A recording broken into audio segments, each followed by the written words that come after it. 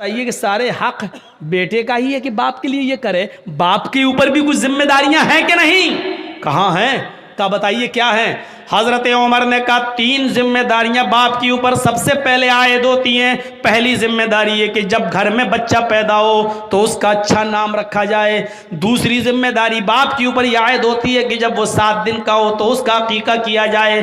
तीसरी जिम्मेदारी बाप के ऊपर यह आयद होती है कि जब उसका बेटा बालिग हो जाए तो उसकी दीनदार और शरीफ घराने में उसका निकाह कर दिया जाए। ये 3 जिम्मेदारी बाप के ऊपर भी आयद होती है।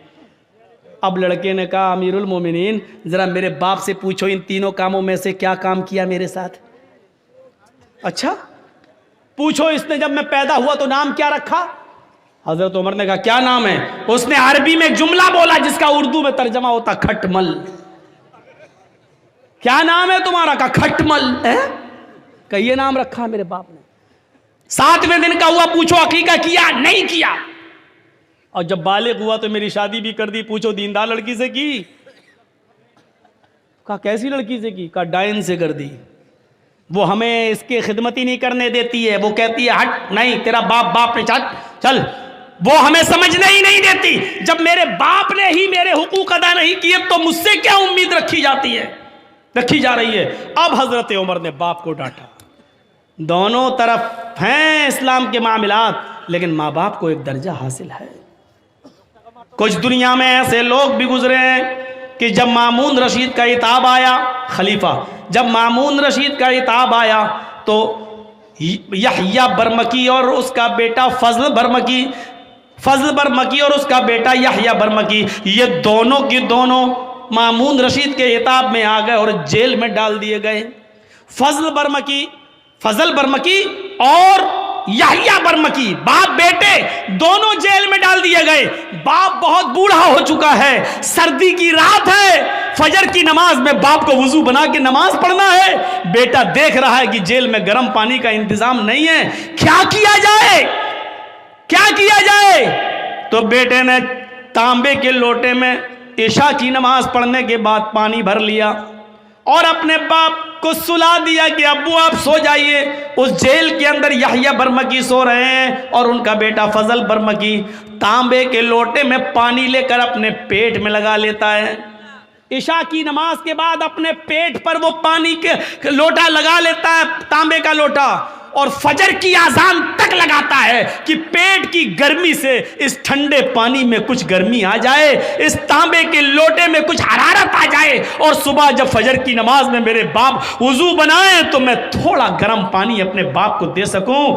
अपने बाप के गर्म पानी के लिए रात भर तांबे के लोटे को अपने पेट से लगा लेता था और फजर की नमाज में अपने बाप को कदरे गर्म पानी दे दिया करता था। ऐसे ऐसे फर्मा बरदार औलाद भी निकली है। हम किन में हैं अपने आप को ढूंढें और तलाश करें और गरीबानों के बटन खोल के देखें।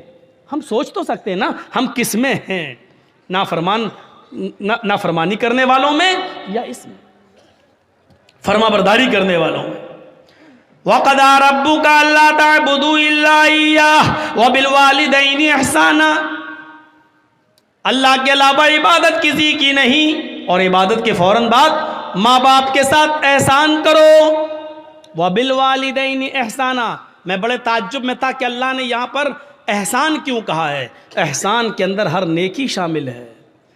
ये नहीं कहा अल्लाह ताला ने कि माँ बाप के साथ उनकी बीमारी में अच्छा सलूक करो, ये नहीं कहा कि उनको खिलाओ, ये नहीं कहा, क्योंकि अगर कह देता खिलाओ तो एक ही माना होता। लेकिन अल्लाह ने क्या कहा, वबिल वालिदैनि एहसाना, एहसान करो। एहसान का मतलब अगर उनको दवा की जरूरत है तो दवा ला कर दो। अगर वो कमर के दर्द के शिकार है, बिस्तर पे लेटे रहते हैं, उन्होंने कहा कि बेटे मुझे ज़रा बाहर बैठने का दिल कर रहा है, तो अपनी पीठ पर लाद कर उनको घर के बाहर उनको हवा खिलाओ, बिठाओ। अगर उनका दिल कहता है कि बेटे मुझे फला जगह लेके चलो, तो उनको अपने कंधे पे उठाकर उधर भी लेके जाना पड़ेगा। नेकी, एहसान में हर नेकी शामिल है, हर नेकी, जिस चीज़ की भी ज़रूरत है। हज़रत उमर फारूक ने एक सहाबी को, एक शख्स को देखा कि वो खाने काबा का तवाफ कर रहा है और उसने अपनी माँ को अपने कांधे पर उठा रखा है। हजरत उमर फारूक ने उसको देखकर मुस्कुराया, फरमाया तुमने जन्नत कमा ली, तुम अपनी माँ को तवाफ करा रहे हो इस हाल में कि तुम्हारी माँ लंगड़ी है और आंखों से अंधी है। तुमने अपनी माँ को तवाफ कराया, अपनी गोद में लाद कर उसको खाने काबा का तवाफ करा रहे हो, तुमने जन्नत कमा ली। अपनी माँ को तवाफ कराने वाला सहाबी क्या कहता है, अमीरुल मोमिनीन, क्या मैंने अपनी माँ का हक अदा कर दिया? मैं अपनी माँ का पेशाब पायखाना धोता हूँ क्योंकि आंखों से अंधी है, पैरों से लंगड़ी है। मैं अपने माँ का पेशाब पायखाना साफ करता हूँ, इसके कपड़े भी धोता हूँ। मेरी माँ ने तब उम्रा करने की गर्ज से मुझसे गुजारिश की है तो मैंने उसका तवाफ कराया और अपने कंधे पर लाद कर इसको तवाफ करा रहा हूँ। क्या मैंने अपनी माँ का हक अदा कर दिया? हजरत उमर मुस्कुरा कर कहते हैं, अपनी माँ के हक की अदायगी की बात करता है? तेरी माँ जब तुझे पैदा कर रही थी, तुझे जन रही थी, तुझे अपने पेट से बाहर निकाल रही थी और उसको जनते वक्त पैदा करते हुए जो तकलीफ एक औरत को होती है, जब उसको वो तकलीफ हो रही थी और उसके मुंह से जब पहली चीख निकली, आह, जब तू अपने माँ के पेट से बाहर आ रहा था और दर्द की वजह से जब तेरी माँ कराई, चिल्लाई, उसने कितनी चीखें मारी है मुझे पता नहीं, उसने कितनी आवाजें दी है मुझे पता नहीं, लेकिन दर्द की पहली आवाज जो उसके मुंह से निकली, आए मेरे दोस्त, अभी तो तूने अपनी माँ की उस पहली आवाज का भी हक अदा नहीं किया, उसकी पूरी जिंदगी का तू हक क्या अदा करेगा? अभी तो तूने अपनी माँ के पैदा करते वक्त होने वाली तकलीफ की पहली दर्द की आवाज का भी हक अदा नहीं किया। आदमी अपनी माँ के लिए कितना भी कर ले, लेकिन अपनी माँ का हक अदा नहीं कर सकता है। नहीं, मुमकिन ही नहीं है कि वो अपनी माँ का हक अदा कर ले। तो दूसरी चीज, वला तउक्कन्न वालिदैक व इन अमराकन तखरुज मिन अहलिक व मालिक। तीसरी चीज पर नजर डालिएगा, हमारे मुआशरे के अंदर ये आम हो चुकी है, वला ततरुकन्ना सलातन मक्तूबतन मुतअम्मिदन फइन्न मन तरका सलातन मक्तूबतन मुतअम्मिदन फक़द बरिअत मिन्हु ज़िम्मतुल्लाह। आए माज, फर्ज नमाज कभी भी कसदन जानबूझकर मत छोड़ना। फर्ज नमाज